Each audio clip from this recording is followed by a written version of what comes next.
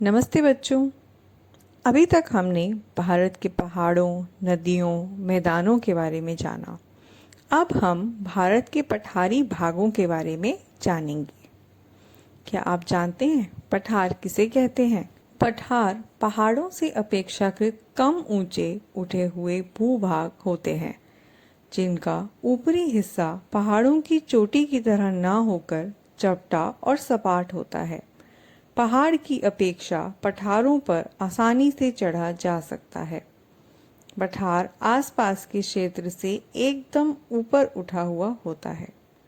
भारत का प्रायद्वीपीय भाग अधिकतर पठारी है। आइए भारत के कुछ ऐसे पठारों के नाम जानें। मालवा का पठार, बुंदेलखंड का पठार, छोटा नागपुर का पठार, दक्कन का पठार आदि। ये पठार उत्तर में अरावली पर्वत से शुरू होकर दक्षिण में नीलगिरी तक फैले हैं। इन पठारों के बीच कई छोटी बड़ी नदियां बहती हैं, जैसे नर्मदा, ताप्ती, महानदी, गोदावरी, कृष्णा, कावेरी आदि।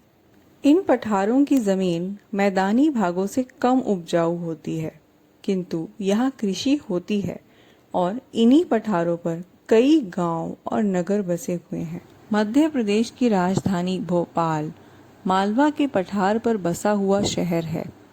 मालवा का पठार उत्तरी भारत के मैदान से ऊंचा है। यहाँ चंबल, बेतवा नदियाँ बहती हैं। विदिशा का पठार भोपाल के पठार से कम ऊंचाई पर है। विदिशा विंध्याचल के पठारी भाग पर बसा हुआ शहर है। बेतवा नदी यहाँ से भी होकर गुजरती है। पठारी भागों के ज़्यादातर स्थानों की मिट्टी काली है। काली मिट्टी में कपास की खेती बहुत अच्छी होती है।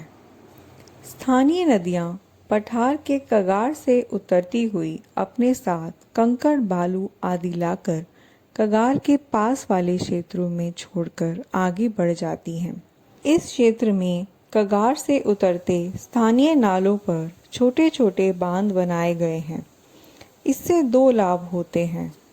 लोगों को सिंचाई के लिए पानी मिल जाता है और नदी के साथ आए कंकड़, पत्थर, बालूकण खेत तक नहीं पहुंच पाते। इससे खेत खराब होने से बच जाते हैं। गांव के किसानों ने कुएं भी बनाए हैं, लेकिन पठारी भागों में कुएं बहुत कम पाए जाते हैं। अच्छा तो बच्चों, जरा भारत के कुछ मुख्य पठारों के नाम तो बताओ।